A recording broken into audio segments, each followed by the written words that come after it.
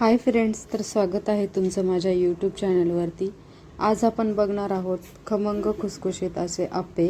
त्यासाठी आपण इथे घेतलेले आहेत 1 वाटी रेशनचा तांदूळ, 1 वाटी हरभऱ्याची डाळ, 1 वाटी उडीद डाळ, मूग डाळ पण तुम्ही इथे टाकू शकता, पण मी मूग डाळ नाही वापरलेली।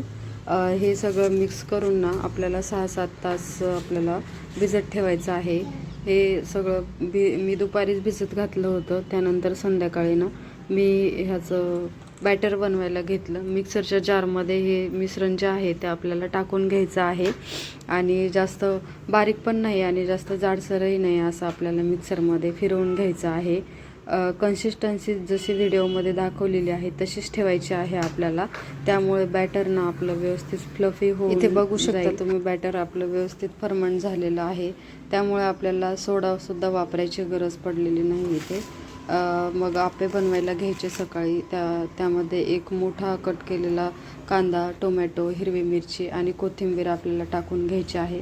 तुम्ही हे ना मिक्सरमध्ये पण फिरवून घेऊ शकता, पण मी मिक्सरमध्ये नाही केलेलं। हे बारीक चॉप करून मी इथे मिश्रणमध्ये ॲड केलेलं आहे सगळं। त्यामध्ये चवीनुसार मीठ, थोडीशी हळद, थोडीशी लाल मिरची पावडर टाकून घेतलेली आहे। सोडा नाही टाकलेला मी, कारण आपलं बॅटर खूप छान फ्लफी झालं होतं, त्यामुळे मी इथे सोड्याचा वापर केलेला नाही आहे। पण जाळीदार आप्पा आहे। तेलामध्ये जिरे मोहरी थोडीशी तडतडून घेतली आणि ते मोहन आपल्याला ह्या मिश्रणामध्ये टाकून घ्यायचं आहे। ते व्यवस्थित मिक्स करून ना आपल्याला आप्पे बनवण्यासाठी घ्यायचं आहे। त्यासाठी आप्पे पात्र जे आहे ते गॅसवरती ठेवून थोडंसं तेल टाकून घेतलं आणि एक एक करून जे बॅटर जे आहे ना त्या आप्पे पात्रामध्ये टाकून घेतलं।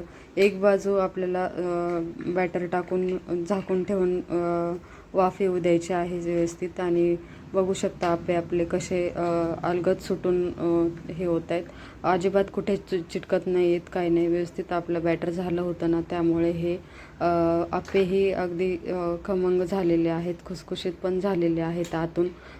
यामध्ये अजिबात सोडा टाकलेला नाही आहे, बघू शकता तुम्ही। नंतर पण मी सगळे आप्पे बनवून घेतलेले आहेत आणि चटणीसोबत सर्व केले। तर ही रेसिपी तुम्हाला कशी वाटली मला नक्की कमेंटमध्ये सांगा। चॅनलवरती नक्की सबस्क्राईब करा। भेटूयात आपल्या नवीन